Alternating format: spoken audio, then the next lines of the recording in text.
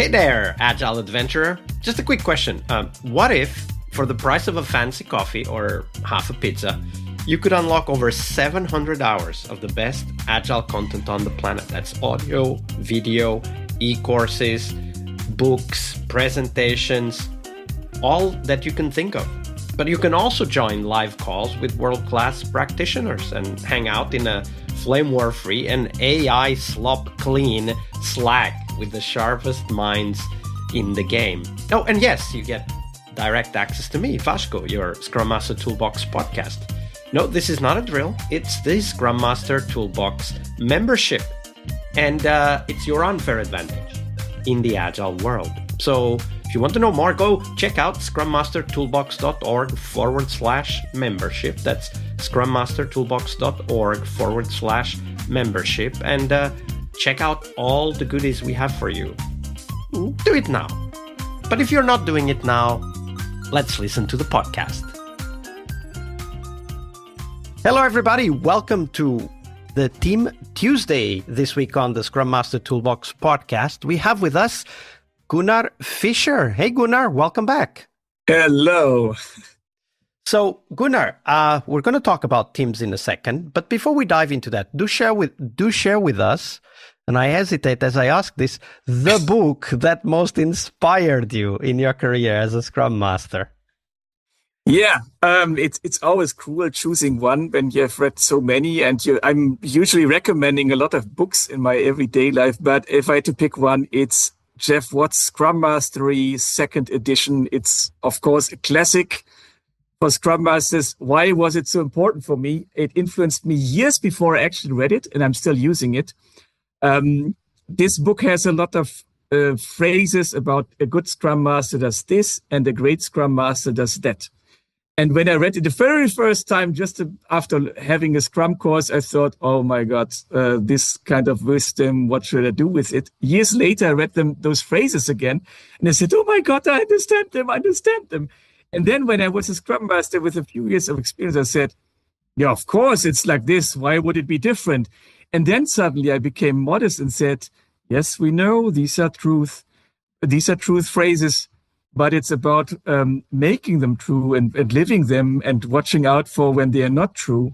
And now I'm more like childish with the curiosity. Let's look into this book. And just a couple of months ago, I was asked, can you explain what a Scrum Master is in a couple of phrases very shortly? And I went through this book, looked up a phrase like a good Scrum Master is indispensable, a great Scrum Master is dispensable and wanted. And for me, this is such a good summary. This book is for me the Noble Knight of Scrum books. And in times when everybody is challenged and people are making fun of Agile practitioners, this brings back all of the ideals of what a Scrum Master is really about.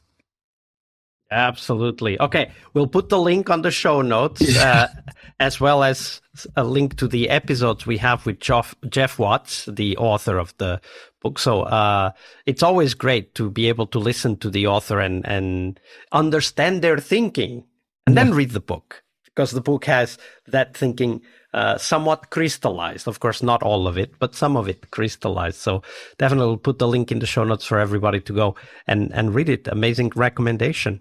But Gunnar, now we turn our attention to the teams and how sometimes they can become their own worst enemies, often despite our help, and sometimes even because of it, they enter these self-destructing patterns. So Gunnar, share with us that story. We'll dive into the takeaways and the conclusion later, but tell us the story first.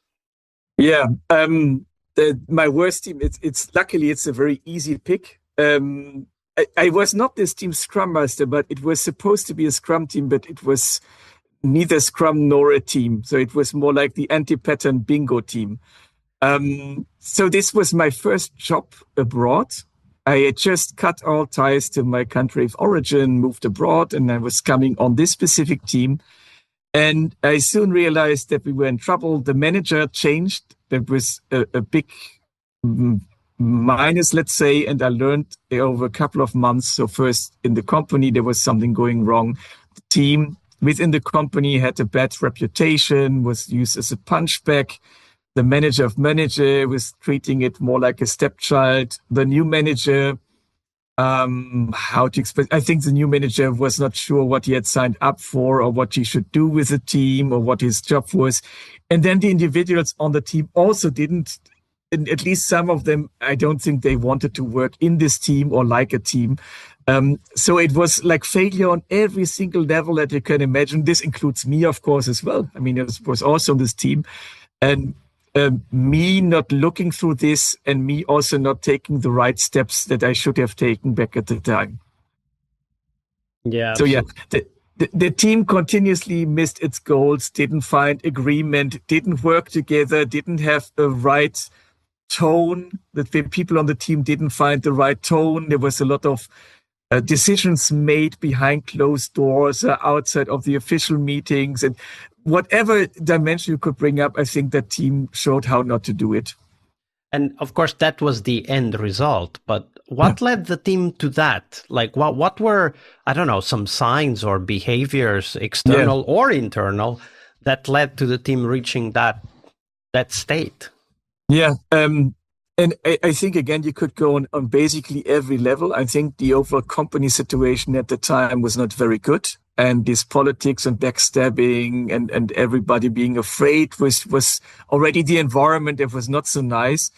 But then also, I think, especially on the level of the team members and the manager, what is often said is, a team needs to have a clear goal or reason of existence. And it sounds a bit ridiculous or like a theoretical exercise. But in this case, you could see, okay, this team didn't have a reason of existence. Why do we exist? We're using the same technology. That's actually not a good reason for a team to exist. It should be more like, okay, how do we look like? What is a behavior? How do we look like if we are successful? And this was never answered. It was just, you need to follow this. You need to serve this person. You need to work with this stakeholder. But of course, you can never fulfill all of the requests. And then there will always be somebody being annoyed. And then you need a manager who says, well, first you should have a manager who says, we're going to do this, but not this. If you're not working on the Scrum team, and if you're working on a Scrum team, you should have a PO who says, we're going to do this, and for this, in the next month or sprint, whatever it is, we're going to say first, no, not now, to all of the other things. And we're showing this to everybody, and not backroom policies and somehow everything in the dark, or we change ways every single escalation call.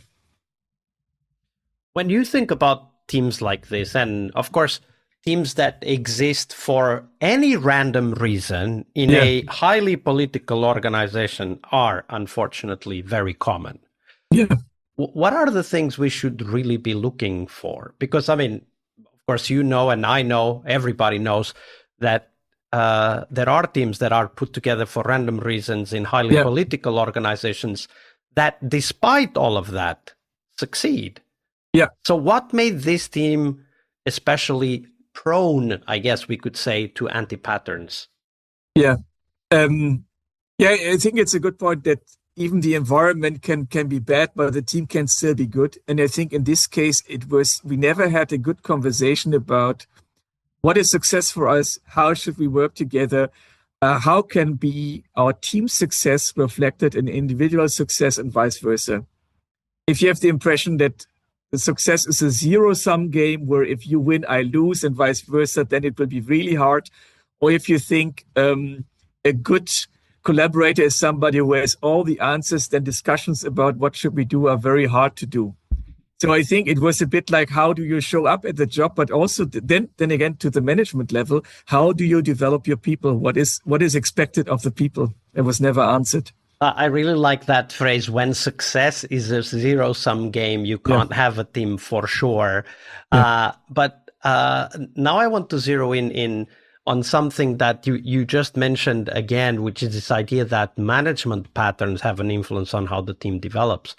When you think back to this story, what were some of those management and leadership patterns that made it impossible for this team to succeed despite the context they were in? Yeah, the first one I call sandcastle planning. And that's, okay, you do a sprint planning, you say, okay, we are going to aim for this and that should be it. And just after the meeting, manager comes in and throws it overboard and puts in his ideas and says, no, we need this. And you ask yourself, yeah, why did we waste the time in the planning? And over time, you're smart. It's like you build a sandcastle, somebody tramples over the castle. You don't build it again. You don't put in the effort again because you know whatever you say will be overruled anyway. So this is a very painful memory of mine. And the other one was, somebody had worked through the weekend. So weekend work became more the norm, at least for some people had worked through the weekend. And then a mild disagreement led to escalation. Somebody had no nerves left. So first I was quoted into the room with the manager and then into the room with the manager and the manager of the manager. And this kind of, okay. And then they told me, yeah, because you are from Germany, so you must be very authoritarian. So basically telling me as an immigrant, we expect that knowing your culture is all it needs to predict your behavior. So as an immigrant, this was really the worst situation I've ever experienced. Just a couple of months into the country, and yeah, it's not representative of the Dutch, but it was really the worst moment. And after that, I knew, okay, we are not going to discuss topics in safety or with the right level of challenge. If it comes to that, then one thing that you just said, and I mean you experienced it in that story, reminds me of an anti-pattern, and that is unfortunately very common in politics today: treating other people as labels. So we treat other people as just buckets, like names, labels, instead of treating them as human beings. So in this particular case, instead of them being curious about what your experience was, because maybe you have a different cultural background, you may see things we don't see because we are in the middle of it, right? But instead of that, they just labeled the culture as the problem, right? Yeah. You come here, you tell us we're wrong, and because you're the foreigner, you must be the one who is wrong. And that is so self-destructive. No wonder the team was in trouble, because one of the things that we must know is that when people use one label, whether it is immigrant or whatever the label might be, back end, front end, Python, C, whatever the label is, you can immediately know that they're using those labels in their thinking. And there's no telling how many labels there are. And labels kind of narrow our thinking and sometimes trigger even fear reactions because of the foreigner, in your case, literally, in other cases, not so literally, like, Python versus Java and so on, are also cases of being outside the in group, right? And we need to be so careful when using those labels. These days, when you have conversations with managers, maybe, or just the team, how do you keep track for yourself, Gunnar, of where those labels emerge that might lead to lack of empathy, dehumanization of the other? Yeah. So we said in the introduction that intercultural contexts are very important for me. It's a live topic. I grew up in an international environment, actually in a small town in Western Germany. And what I like a lot is there are several books about it and concepts, is looking into the dimensions of cultures. And what does it mean? And what kind of behavior is expected to be the norm in a specific country? And then finding out, obviously, even according to the culture of my country of origin, I'm not a typical person. There are things that are very different for me. So, for instance, I am an emotionally expressive person, which is not the norm in Germany. Germany, everybody likes to be very calm and sober, and I always create some irritation when I'm back in my home country.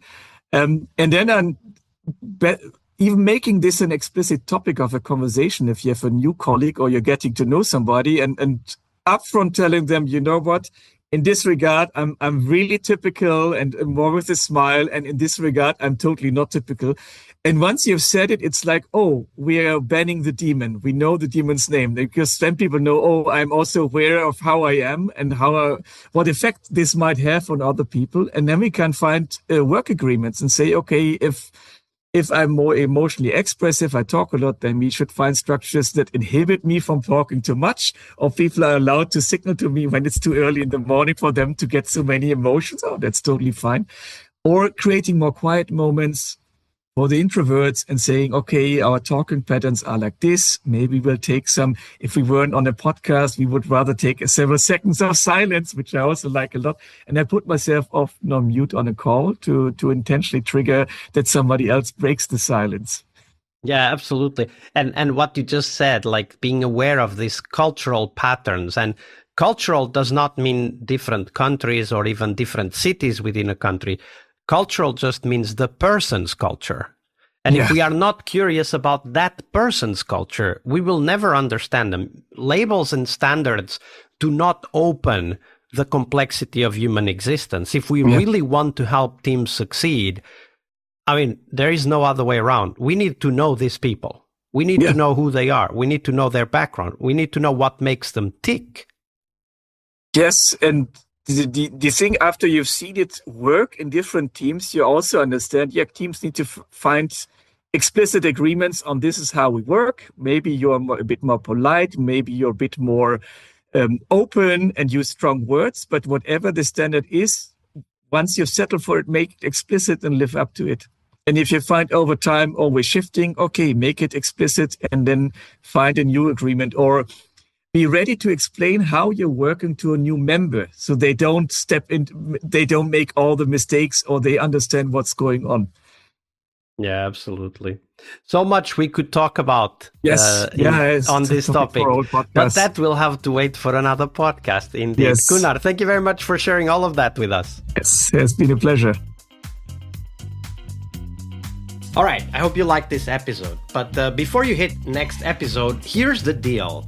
This podcast is powered by people like you, the members who wanted more than just inspiration. They wanted real tools and real connection to people who are practicing Agile every day. We're talking access to over 700 hours of Agile Gold, CTO level strategy talks, summit keynotes, live workshops, e-courses, deep dive interviews, books, and if you're into no estimates, we got the pioneers of no estimates in those deep dive interviews as well. Agile business intelligence, creating product visions, coaching your product owner courses, you name it. You'll get invites to monthly live Q&As with Agile pioneers and practitioners, plus a private Slack community, which is free of all of that AI slop you see everywhere, and of course, without the flame wars. It's a community of practitioners that want to learn and thrive together. It's the best place to connect with community and learn together.